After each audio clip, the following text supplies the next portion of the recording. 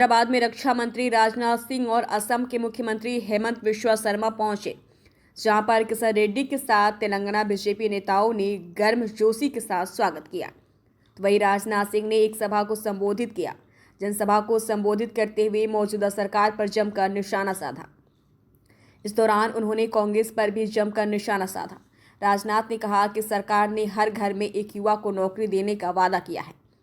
इन्होंने कहा कि हर परिवार को जमीन देंगे, लेकिन इन्होंने कुछ नहीं किया है। राजनाथ ने कहा कि बीजेपी के किसी भी मंत्री पर भ्रष्टाचार का आरोप नहीं है। साथ ही बीजेपी के पक्ष में वोट देने की अपील की।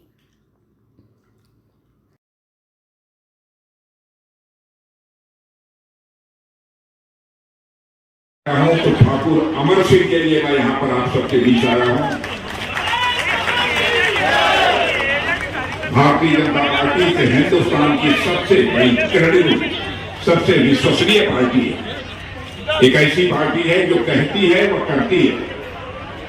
हमारे कृति और कथन यानी वर्ड्स और डीड्स में हमारे कोई अंतर नहीं है।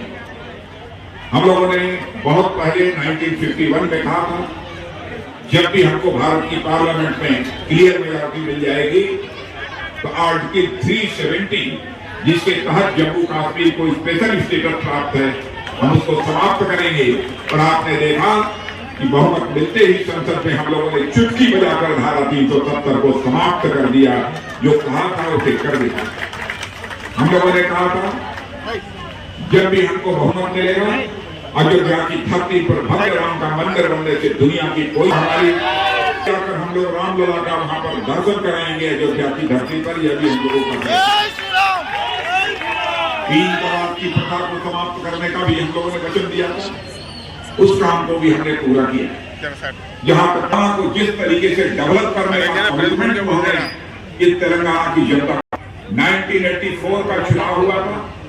बीजेपी के केवल 2 मेंबर ऑफ पार्लियामेंट चुनाव जीत कर आए थे। एक आए थे गुजरात से और दूसरा भी कहीं से आया था, तो तेलंगाना से आया था, आंध्र प्रदेश से आया था। गुजरात 27 वर्षों से लगातार आगे बढ़ रहा है और एक हिंदुस्तान का मॉडल स्टेट बन गया है। मैं पूछना चाहता हूं यहाँ के मुख्यमंत्री चंद्रशेखर राव जी से, क्या कारण है कि 10 वर्षों तक हुकूमत रहने के बावजूद भी तेलंगाना स्टेट का जैसा डेवलपमेंट होना चाहिए वो डेवलपमेंट क्यों नहीं हो पाया?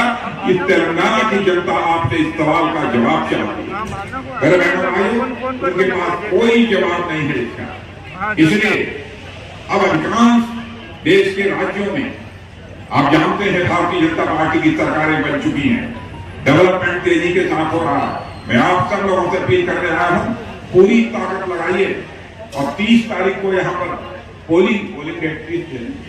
30 तारीख को पोलिंग है और भारी मतों से हमारे ठाकुर अमर सिंह को जिताकर, बहादुर अमर सिंह को जिताकर आप तेलंगाना की विधानसभा में भेजें, यही अपील करने आया हूँ।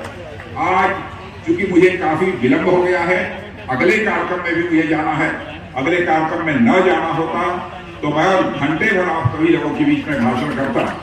इसलिए मैं अपनी बात को यही समाप्त करता हूं और आप लोगों को वादा करता हूं, यदि ठाकुर अमर सिंह को आपने जिता दिया इस क्षेत्र की जनता ने, तो उनके जीतने के बाद मैं फिर से आप सबके बीच आऊंगा और यदि आप सबके बीच आऊंगा तो अपना स्वागत नहीं आऊंगा।